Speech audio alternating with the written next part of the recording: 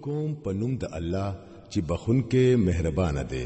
قسم دې د مضبوطو قلاګانو والا اسمان باندې او په هغه ورځ باندې چې داغه وعده شوی دا او په کتون کو باندې او په لیدلې شوی سیس باندې چې تباشو کندی والا هغه کندی والا چې په هغه کې د غرغنده کې دن کې خشاک ور وو کله چې هغوی دغه کندی په غاړه ناس وو او چې سید د مؤمنانو سره کول هغه لیدل او دغه مؤمنانو سره د هغوی دشمنی د دینه سیوا په بل وجه نه و چې هغوی په هغه خدای ایمان راوړی وو چې زبردست دی او په خپل ذات کې استایل شوی دی چې د اسمانونو او د ځمکې د سلطنت مالک دی او هغه خدای ټول هر څه ویني.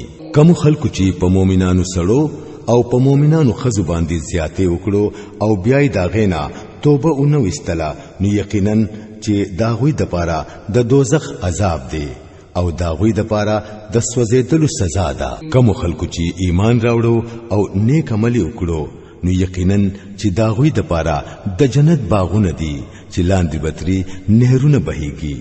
دادا لویه کامیابی. په حقیقت کې ستاد رب نیول ډېر سخت دي. په اول ځل پیدا کول کوي او هم هغه به دوباره را پیدا کوي او هغه بخون کې دی محبت کوون کې دی د عرش مالک دی بزرگ او برتر دی او چې څه غواړي هغه کوون کې دی. آیا تا ته د لخرو خبر در رسیدلې دی د فرعون او د سمود د لخرو؟